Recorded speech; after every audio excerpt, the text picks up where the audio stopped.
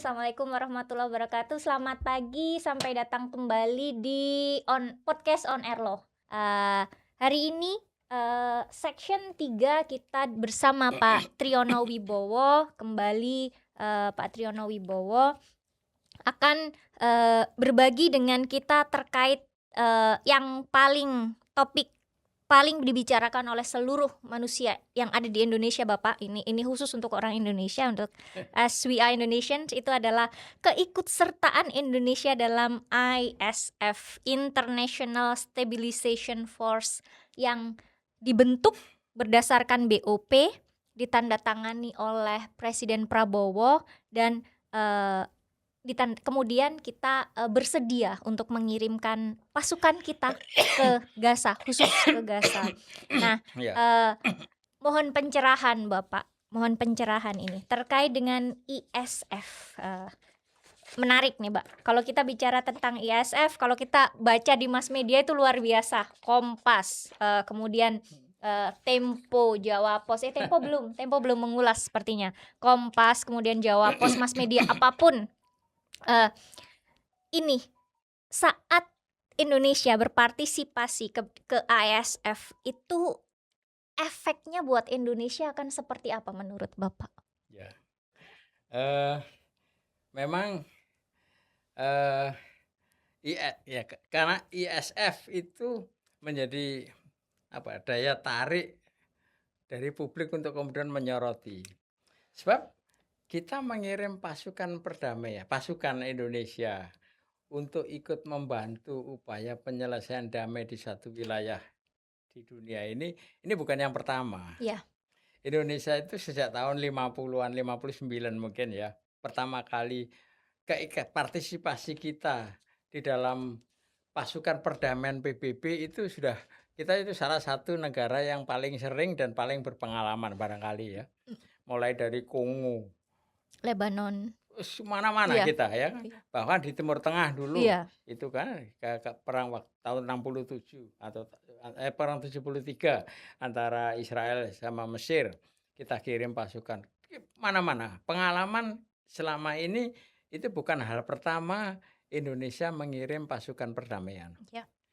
Tetapi kalau sekarang ini kita mengirim dan menjadikan keributan, memang mesti ada sesuatu.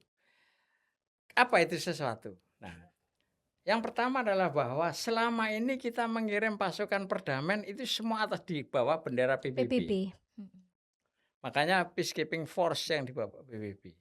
Di mana seluruh pengaturan-pengaturannya itu sebelum pasukan pertama kali atau kesepakatan negara untuk mengirim, aturannya sudah disepakati dulu. Iya. Di dalam di Dewan Keamanan PBB itu ada disebut military commission. Di dalam Dewan Keamanan itu ada military commission yang di situ dibahas bukan aja orang-orang militer, background militer, tetapi juga diplomat, juga ahli hukum segala macam.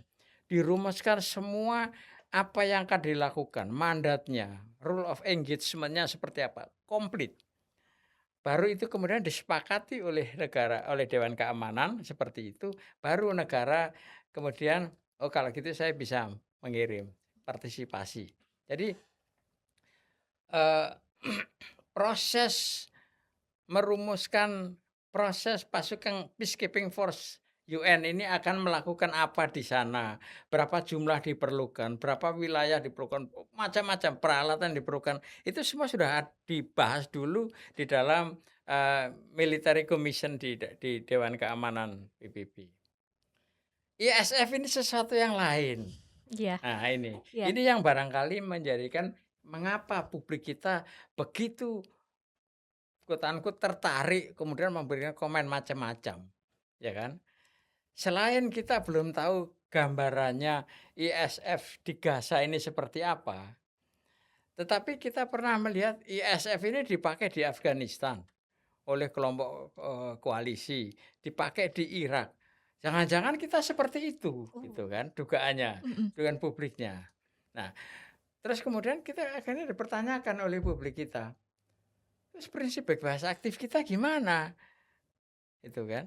Karena ISF yang dilakukan di Afghanistan, di Irak, di mana-mana itu adalah kegiatan-kegiatan mewakili kepentingan negara Tertentu. yang tertentu Mhm. begitu. Nah, ada khawatiran begitu. Jadi itu yang terjadi kenapa publik kita menjadi termasuk mass media kita menjadi sangat semangat untuk membahas Mengenai gimana nih ISF. keikutsertaan Indonesia ke ISF.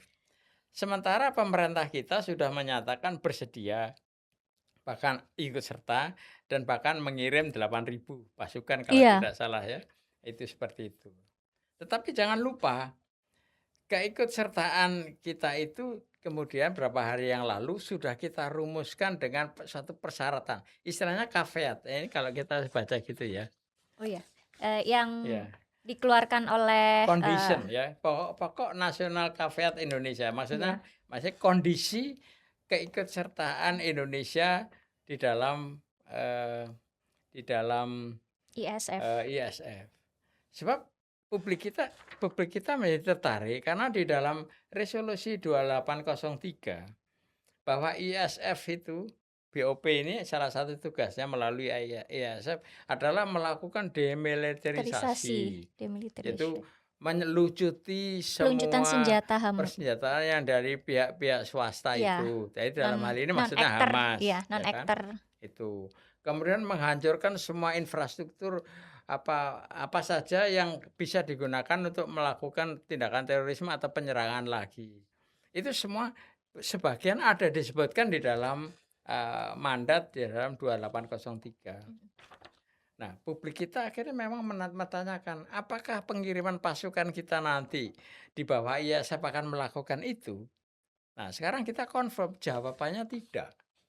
Kita sudah menentukan ini loh batasan saya, persyaratan kondisi keikutsertaan Indonesia di ASFF adalah ini.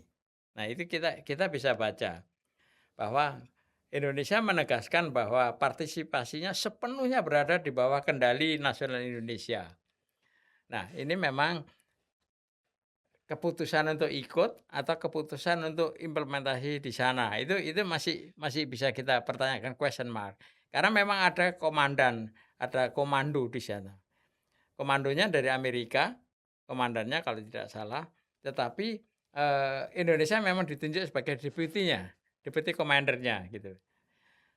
Dan ada keharusan, ya chef ini nanti siapapun yang troop kontributornya berkoordinasi atau ISF berkoordinasi dengan pihak Israel dan pihak pihak, Egypt, itu kan, itu satu hal.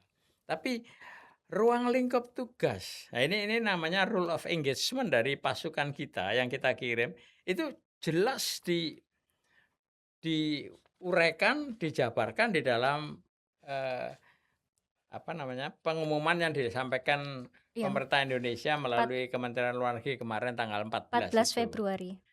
Bahwa pasukan kita mandatnya adalah non-combat Non-combat dan non-demilitarisasi. dan Artinya militerisasi. kita tidak akan dihadapkan pada pihak-pihak yang bersengketa, ya kan? Kita tidak melakukan tugas demilitarisasi seperti tadi melucuti, Menghancurkan. menghancurkan, fasilitas-fasilitas yang bisa digunakan, fasilitas militer atau apapun gitu. Kita tidak melakukan itu. Jadi keikutsertaan Indonesia bukan untuk misi tempur dan bukan untuk misi damai. Mandatnya bersifat kemanusiaan. Jadi pasukan kita itu adalah mandatnya adalah humanitarian. Apa itu humanitarian? Yaitu perlindungan warga sipil, ya kan? Jadi warga sipil itu jangan terus-terusan ya perlindungan dari segala macam, keamanan fisik maupun keamanan, kesehatan, bantuan kemanusiaan kesehatan, rekonstruksi, infrastruktur, dan pelatihan maaf, Pelatihan dan pelatihan penguatan. penguatan kapasitas polisi Palestina. Kalau Memang ini akan ini ada dibentuk. di yang ini kan kapasitas polisi ini memang ada di, UN Iya, heeh, iya, Security, iya. itu Mhm. kita bisa terima. Yang kita tidak bisa terima adalah, fungsi combat, fungsi demilitarisasi, itu jelas kita tolak. Jadi kalau kita dipaksa itu untuk melakukan itu kita bisa menolak, itu. Terus tidak dihadapkan pada pihak manapun. Siapa pihak manapun? Pihak manapun ini adalah Siapa yang saja. yang warring parties, Ya, conflicting parties, konflik. yaitu Israel, tentara Israel, IDF, Israel Defense Force, dan Hamas, Iya, ya, gerilyawan Hamas. Jadi kita tidak di situ, tapi kita tugas kemanusiaan yang kita ambil peran. Hanya instead of orang sipil, tapi ini tentara yang melakukan, gitulah kira-kira. Nah, penggunaan kekuatan yang sangat terbatas. Penggunaan kekuatan hanya boleh diperlukan untuk self defense iya, dan mempertahankan mandat. Jadi misalkan kita lagi bangun rumah, membagikan obat-obatan, menyalurkan bantuan pangan, tiba-tiba diserang atau apa, kita boleh membalas. Itu namanya self self defense. defense. Jadi apa namanya, persyaratan yang disampaikan oleh pemerintah Indonesia tanggal 14 Februari itu harus menjadi pegangan bukan saja pasukan kita, tapi juga pegangan internasional, baik BOP-nya sendiri maupun Israel dan Mesir yang memang harus dikonsult untuk deployment di sana itu. Kan IASF harus berkoordinasi dengan dua itu. Nah, ketika melakukan koordinasi itu harus disebutkan Indonesia tidak untuk masuk ke tugas-tugas itu. Pertanyaannya memang siapa yang kemudian melakukan demilitarisasi? Kita nggak tahu. Bukan Indonesia yang penting. Yang pasti bukan kita. Karena kita sudah tegas 14 Iya, Februari bukan mengatakan kita, ya kan? kita mengirimkan Itu. peacekeeping operation, Iya. bukan peace enforcement. Betul, betul. Kemudian area penugasan hanya terbatas di Gaza, ya kan? Dan itu pun harus dengan persetujuan pihak Palestina. Iya, Jadi kita tidak bisa masuk ke wilayah-wilayah atau ditugaskan ke wilayah-wilayah yang Palestina tidak mengizinkan. Jadi ini iya, Pak. sangat penting, persetujuan Palestina sebagai prasyarat. Deployment hanya dapat dilakukan dengan konsen dari otoritas Palestina sebagai Sebagai prasyarat prasyarat. mendasar. Siapa otoritas Palestina ini? Nah, Barangkali itu yang ada di Ramallah, oke. ya kan? Palestina Authority itu PA itu adanya di Ramallah. Karena memang di Gaza itu Hamas yang berkuasa. Iya, Tetapi kan nanti di dalam proses Palestine. rekonstruksi dan segala macam itu ada entitas Palestina yang non politik, non militer untuk bekerja di situ. Kan ada disebutkan di situ kan? Ada itu. Nah, barangkali dia yang akan memberikan itu. Ya kan? Dan ini satu hal yang sangat penting, menolak perubahan demografi dan relokasi paksa. Kita ingat pada awal-awal proses jauh sebelum resolusi ini lahir, kan ada keinginan dari beberapa pihak termasuk dari Amerika untuk Untuk melakukan memindahkan relokasi. orang Gaza kemana-mana ke dunia, termasuk ditawarkan ke Indonesia, Iya. supaya tanah itu kosong, terus dikuasai Israel, gitulah kira-kira bayangan kita. Nah, ini jelas pasukan kita menolak perubahan demokrasi dan relokasi paksa. Jadi pembangunan infrastruktur Gaza itu nanti menjadi area yang lebih baik dari sekarang harus tetap dihuni oleh orang Gaza. Tidak bisa kemudian dimanfaatkan oleh orang-orang Israel atau Yahudi untuk menduduki tempat itu. Jadi perubahan demografi itu kan adanya kependudukan, ya kan? Jadi jangan sampai orang-orang Palestina, orang Gaza diusir ke satu tempat, ke wilayah, ke bagian mana dari Gaza, kemudian wilayah yang ditinggalkan dikuasai oleh Orang lain. seperti yang terjadi di West Bank sekarang. Yes. Itu kan di tepi barat. Nah ini, apalagi relokasi paksa, dipaksa diusir. Nah, itu kita harus mempertahankan, tidak boleh itu. Itu. Karena Indonesia secara konsisten menolak segala upaya perubahan demokrasi dan pemindahan relokasi rakyat. Menghormati kedaulatan dan hak menentukan nasib sendiri dari Palestina, yaitu negara berdaulat. Yang menarik adalah begini, meskipun kemarin pada pertemuan sehari sebelum sebelum pertemuan di Washington tanggal 19 Februari, itu Menlu kita berbicara di Dewan Keamanan. Di Dewan Keamanan PBB, eh, di bawah agenda Palestina, itu kita menyatakan bahwa kita tetap menghendaki two state solution. Two state solution. Jadi itu pegangan kita bahwa politik luar negeri kita yang bebas aktif, penghormatan kepada hak kedaulatan Palestina tetap kita pegang. Jadi kita tidak usah meragukan itu. Bahwa kemudian ketika pertemuan di Port of Peace pada tanggal 19 di Washington, Indonesia tidak ngomong mengenai two peace solution, itu jangan mengurangi arti komitmen kita terhadap penyelesaian konflik Palestina Israel ini berdasarkan two state solution. Karena negara lain, Egypt, Turki, Emirat Arab, semua di dalam pertemuan di Washington DC menyebutkan keluar statementnya itu two state solution. Tapi kita tidak. Tetapi kita sehari sebelumnya di Dewan Keamanan sudah mengemukakan itu. Jadi nggak usah diragukan komitmen kita kepada two state solution dan prinsip dukungan kita kepada Palestina. Nah, ini yang bukti yang paling penting. Indonesia akan mengakhiri partisipasinya apabila pelaksanaan ISF menyimpang dari persyaratan yang disampaikan Indonesia ini atau tidak sejalan dengan kebijakan politik luar negeri Indonesia. Jadi ada escape clause-nya ada.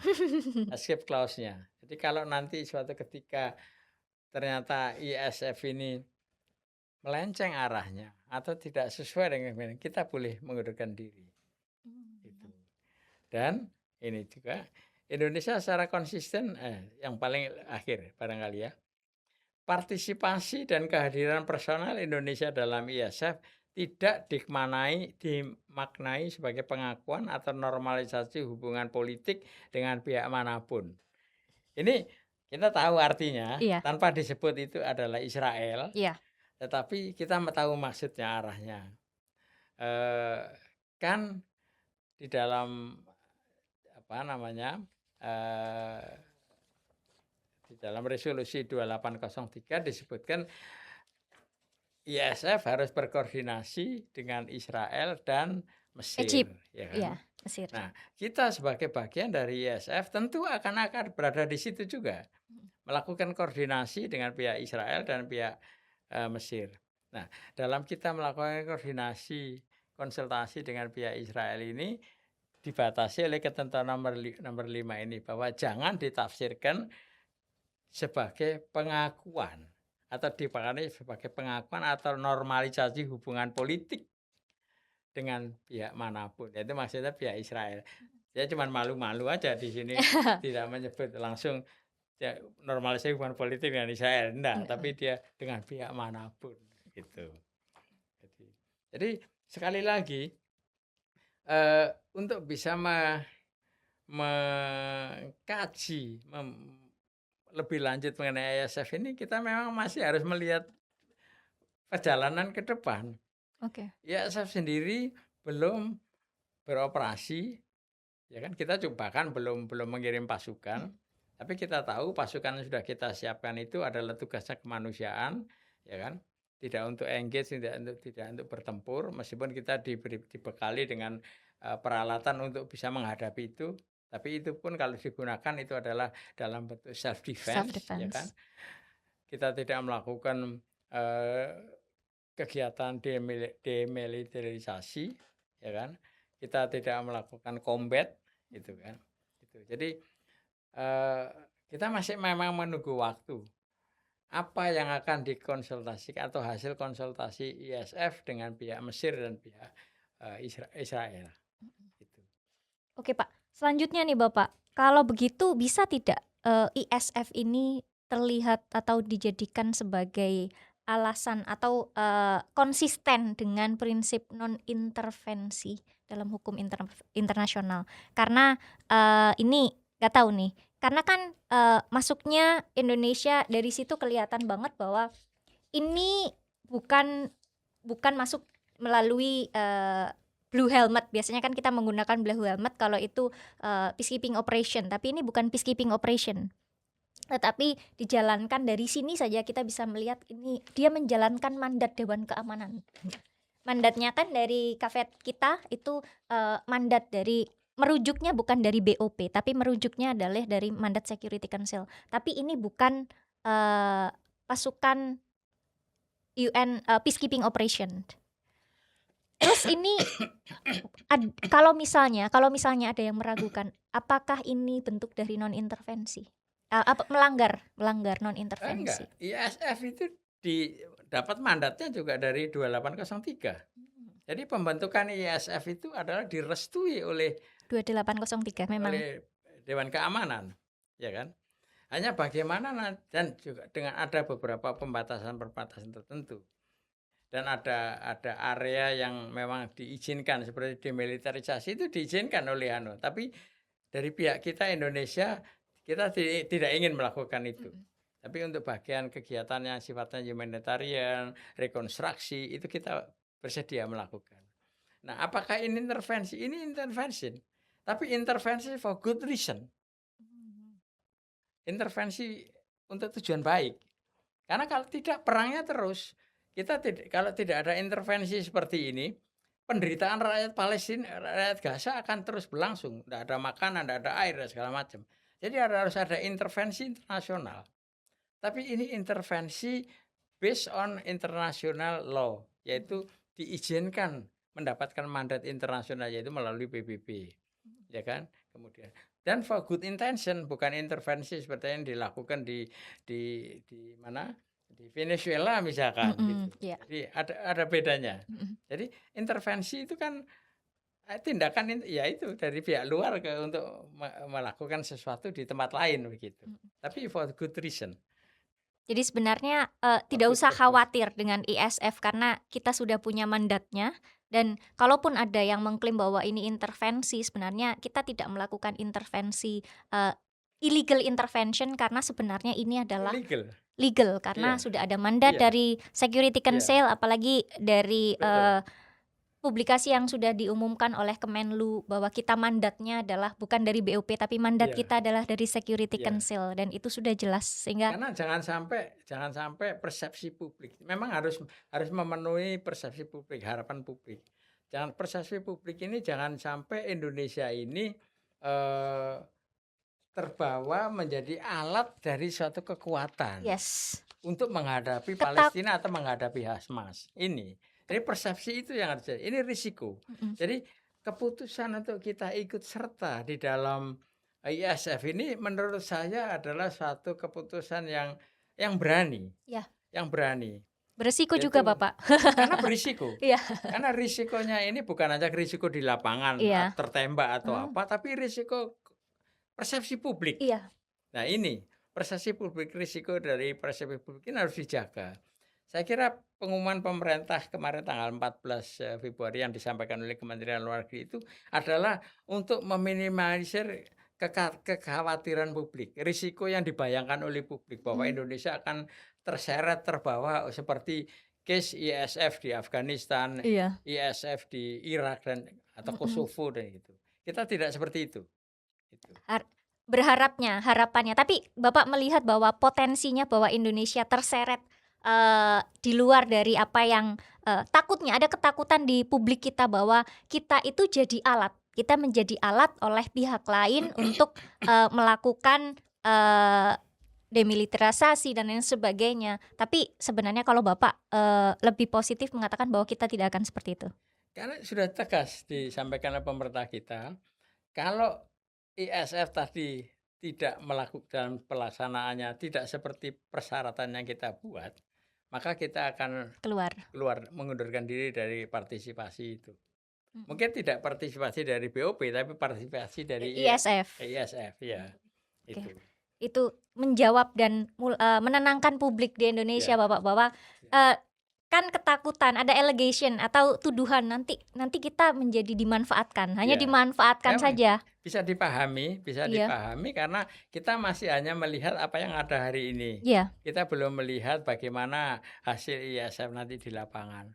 Kita belum tahu sama sekali bagaimana nanti pasukan-pasukan kita yang berpegang pada apa persyaratan persyaratan disampaikan pemerintah kita itu akan dipegang mati oleh pasukan kita. Tapi ketika nanti sampai di sana kemudian harus melakukan sesuatu yang tidak sesuai dengan itu, dia akan komplain ke publik kita, ke iya. pemerintah kita. Nah, dari situ baru kita akan tahu. Jadi kita memang ya harus bersabar dulu menunggu sampai perkembangan ke Ke depannya depan. seperti apa begitu. Tapi kalau dilihat Bapak dari keterlibatan Indonesia di ISF, di BOP ini menunjukkan bahwa kita sebenarnya sangat aktif terkait dengan misi mewujudkan tujuan perdamaian dunia, security dan lain sebagainya.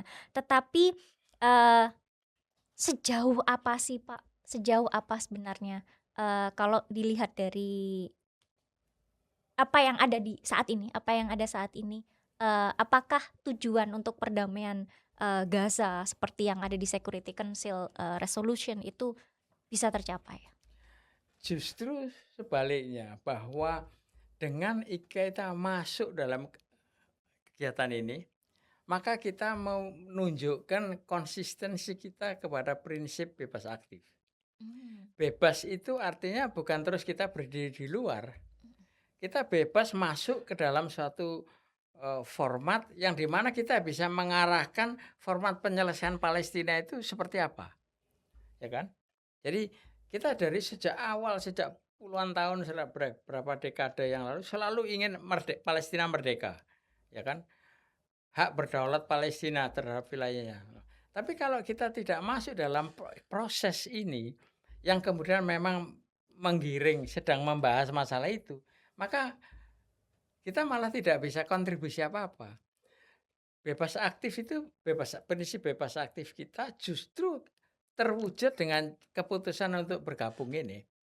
Jadi kita dari dalam, misalkan BOP-nya, di dalam executive board-nya nanti, kita akan bisa menentukan pekerjaan-pekerjaan yang itu kita ikut merumuskan di situ. Jadi jangan sampai dia dirumuskan sendiri oleh pihak itu tertentu tentu. yang tidak justru merugikan kepentingan Palestina misalnya. Tapi kita bisa mengawal di situ, termasuk juga di ISF. Jadi, eee, ini yang saya kira perlu dipahami oleh publik kita bahwa partisipasi kita di situ itu justru menggarisbawahi konsistensi implementasi politik bebas aktif kita. Bebas dan aktif gitu ya. Itu ada di situ kita. Oke, pertanyaan terakhir nih Bapak, sebelum kita menutup segmen terkait dengan peran Indonesia di dalam International Stabilization Force, di bawah Board of Peace dan implikasi hukumnya di dalam hukum internasional. Pertanyaan terakhir, eee, harapan sebenarnya, eee, di dalam praktek ISF ini, eee boleh tidak misalnya, karena kita tahu, Board of Peace itu luar biasa agak melenceng, sehingga saat kita masuk ke exclusive board-nya, untuk menentukan, secara substansi lebih detail, lebih teknis itu, Indonesia lebih berperan aktif untuk, memberikan masukan-masukan hukum, masukan-masukan yuridis gitu, supaya ini tidak keluar dari, mandat, tidak keluar dari aturan-aturan hukum internasional. Harapan itu sebenarnya, eee, ini enggak, itu harapan yang saya kira itu bukan harapan, kita saja sebagai orang hukum, tapi harapan masyarakat internasional secara umum, apakah itu, bisa diraih, Pak? Ya, kita harus tetap optimis ya. Eee, Bukan hanya karena ada Indonesia saja, tetapi Indonesia bersama 8 negara anggota lainnya, itu harus bisa mewarnai arah gerak langkah BOP ke depan. Memang BOP saya tidak ingat berapa sekarang ini anggota yang diundang waktu itu katanya 60, tapi berapa yang betul-betul bersedia, ikut itu saya sampai hari ini saya tidak tahu persis jumlahnya, ya kan. Yang hadir di Washington DC kemarin juga tidak sampai 60 sih, Iya. itu.